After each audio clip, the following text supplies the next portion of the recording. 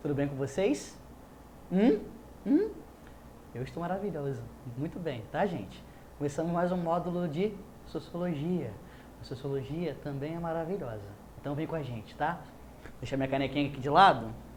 Opa, beleza. Galera, vem comigo, que eu sei que você está acompanhando todos os vídeos, eu sei que você tenha visualizado todos os vídeos do Projeto X, qualidade sem igual, aquele que multiplica as suas chances, de quê? De aprovação. Beleza? Galera, vamos dar continuidade então? Falamos sobre Saint-Simon, falamos sobre Comte e o positivismo, vamos dar continuidade falando de um outro francês agora, Émile Durkheim. Durkheim, que viveu de 1858 até 1917. Durkheim vai seguir em muitas perspectivas os ensinamentos de Comte, beleza? A gente vai observar que eles vão dialogar bastante, principalmente no que se refere à questão da teoria evolucionista, por exemplo. A gente vai perceber que o Durkheim vai beber dessa fonte. Vamos observar que o Durkheim vai tentar se aproximar ainda mais da perspectiva de, olha só, equiparar a sociologia às ciências naturais. Então a gente vai perceber que o olhar do Durkheim é um olhar altamente racionalista e científico com relação à sociedade.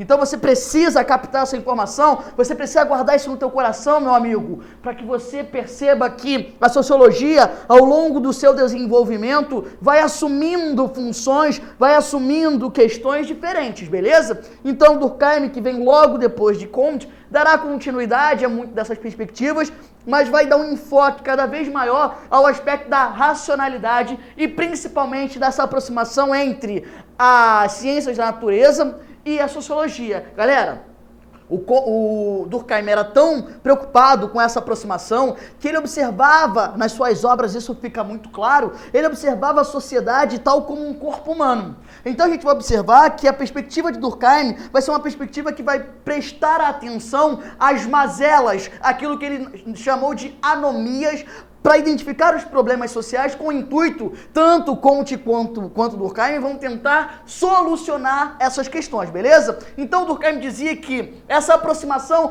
entre a sociologia e ciências da natureza deveria ser regida pelo aspecto objetivo. Presta atenção nisso. Durkheim vai focar muito na questão da objetividade. Galera, o Durkheim era tão preocupado com a questão da cientificidade que ele dizia que o cientista social, ele era um cara que deveria fazer a análise da sociedade em termos absolutamente objetivos. Ou seja, ele acreditava, e é claro que ele acreditava, ele vive o auge do cientificismo, que a sociologia e o sociólogo poderiam ter uma visão imparcial ao observar a sociedade. Galera, isso é bastante preocupante, né? Se você pensa que o sujeito histórico, ele é fruto da sociedade que ele vive, obviamente, quando ele vai fazer qualquer tipo de análise, ele não consegue retirar toda essa carga cultural e social que é imposta a ele. Então, é um tipo de análise que já começa de antemão tanto quanto problemática. Agora vamos, aí é o conceito que você tem que guardar no seu coração, o conceito defendido por Durkheim é o conceito de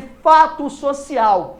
Observa o seguinte, o Durkheim vai dizer que a sociedade ela é composta por esses fatos sociais. O que seria o fato social? São aspectos, noções que se tornam legítimas por conta da repetição, da reprodução social. Ou seja, o Durkheim diz que os indivíduos reproduzem aquilo que a sociedade impõe a eles. Sempre eu digo uma coisa para os meus alunos. Para Durkheim, o indivíduo sozinho, solitário, ele é um indivíduo incapaz de atuar contra a sociedade. Então, na visão durkheimiana, a gente observa que o sujeito, que o indivíduo, ele acompanha como se ele acompanhasse aquilo que a sociedade impõe a ele. E de que forma ele faz isso? Você me pergunta. Professor, vai, me ajuda, esclarece. Deixa claro para mim de que maneira o fato social vai apontar, vai definir a atuação dos indivíduos. Galera, através das nossas relações sociais. Então a gente vai observar que essa interação, a participação nas instituições, família, igreja, escola, vão definir a maneira como nós atuamos. Então eu sempre gosto de chamar, e sempre faço essa questão do ponto de vista didático, que o fato social, ou no fato social, o indivíduo é sobretudo passivo, beleza? Então você vai lembrar que o indivíduo para Durkheim é um indivíduo passivo. Então preste atenção, o fato social, Seriam então essas repetições que se tornam legítimas dentro de uma sociedade. Exemplo, os indivíduos que vão a uma missa, os indivíduos que vão a um estádio de futebol, os indivíduos que torcem por A, B ou C, os indivíduos que defendem a perspectiva A, B ou C. Então a repetição desses fatos e a legitimidade desses fatos pela sociedade, pelo corpo social, tornam aquela ação legítima. E aí, por exemplo, a importância das leis, das regras, também como fatos sociais, beleza? Só que o Durkheim vai dizer: o fato social ou a consciência coletiva não são meras somas de fatos sociais, porque fatos sociais isolados não significam nada para Durkheim. É importante que você observe essa soma a partir de uma conscientização. Então é o que ele vai chamar de consciência coletiva, beleza? Então a consciência coletiva não é a soma apenas dos fatos sociais, é a consciência de que esses fatos sociais são absorvidos, que esses fatos sociais são introjetados em nós, beleza? Então a gente percebe que é uma visão ainda muito influenciada pelo cientificismo. Ó, vem comigo, maluco, vem comigo aqui, ó, a ideia da solidariedade. Então percebe como Durkheim vai construindo o seu discurso. A ideia da solidariedade para Durkheim seria a maneira como os indivíduos se relacionam. Então ele vai dizer que durante o período da antiguidade, e aí você vai colocar entre aspas sociedades primitivas, porque a antropologia já disse para nós que o termo primitivismo é um termo bastante problemático, as sociedades ditas menos complexas tinham uma relação, uma solidariedade mecânica. Professor, vai, me ajuda nisso aí que eu quero ser feliz e navegar nas águas desse mar, como dizia o Nat Roots. Maluco, preste atenção em mim. Na solidariedade mecânica, a gente observa que as comunidades, principalmente lá, as primeiras comunidades, muito pequenas, menos complexas, os indivíduos tinham muito claro o seu papel dentro da sociedade.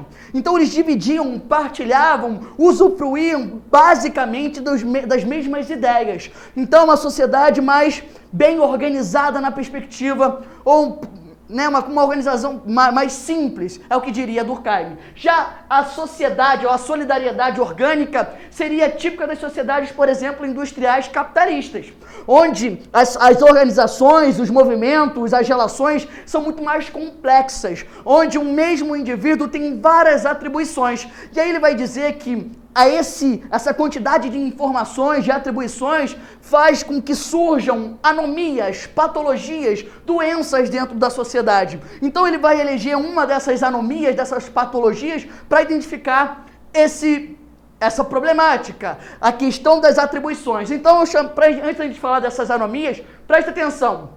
Na sociedade mecânica, sobretudo o que rege as relações é uma relação teológica. Professor, o que significa isso? Teológica, Deus, a importância da religião. Já na sociedade orgânica, a gente vai perceber a influência cada vez maior do pensamento racional. Então, quanto mais complexo, mais racionalizado, para melhor compreensão, era a perspectiva defendida por Durkheim. Então ele vai dizer, quanto mais orgânica racional, maior a tensão social entre os indivíduos. Claro, imagina que você tem uma série de atribuições. Você não dá conta de todas essas atribuições e, de alguma forma, você quer abrir mão dessas atribuições. Aumento das tensões sociais, maior atribuição aos indivíduos. Cada vez os indivíduos têm mais papéis. E aí ele vai falar sobre a ideia do suicídio. A obra do Durkheim, chamada Suicídio, de 1895, trata da importância desse aspecto do suicídio. Ele vai dizer que o suicídio fez parte das várias sociedades ao longo da história. Ele estabelece 3 tipos de suicídio. O chamado suicídio egótico. Ego. É aquele suicídio presente em grandes sociedades, ao longo de muitas sociedades, melhor dizendo, no qual o indivíduo abre mão de participar daquele corpo social e, pensando em nada além dele mesmo, a ideia do individualismo, do egoísmo, ele abre mão dessa participação. Beleza? O suicídio altruísta. Altruísmo é aquilo que a gente menos exerce atualmente, né, filho? Ai, professor, eu não consigo lidar com palavras difíceis. Altruísmo significa aquele indivíduo que morre em nome de uma causa. Quer um exemplo? Um bombeiro que entra dentro de um prédio em chamas para salvar pessoas. É, claro, a sua profissão, mas é uma atribuição. Se ele morrer, ele tem a ideia de que ele pode morrer naquele intento. Então é o chamado suicídio altruísta, morrer em nome de uma causa, de uma razão específica. Exemplo, os nossos amigos fundamentalistas muçulmanos, quando arremessaram o avião lá nas Torres Gêmeas, no World Trade Center, 11 de setembro de 2001, para os muçulmanos fundamentalistas, aquilo era uma ação altruísta, beleza? E o suicídio anômico ou patológico? Aí o Durkheim vai dizer que esse tipo de suicídio está ligado principalmente à sociedade orgânica. Professor, explica. Suicídio anômico. O indivíduo não consegue dar conta de tantas atribuições dentro de uma sociedade altamente complexa. Ele faz o quê? Ele abre mão dessa vivência em sociedade, então ele se mata. A partir desse tipo de relação, a partir desse tipo de atribuição, Durkheim vai então definir: é importante que a gente compreenda as relações sociais, observe a sociedade como um corpo humano, que a gente observe os problemas desse corpo doente e que a gente resolva essas questões. A gente vai observar que o pensador conseguinte, o nosso amigo Max Weber, vai criticar demasiadamente o nosso amigo Durkheim. Professor, o que eu tenho que saber a partir daí? Você não sabe, eu sei, mas essas são as cenas dos próximos capítulos.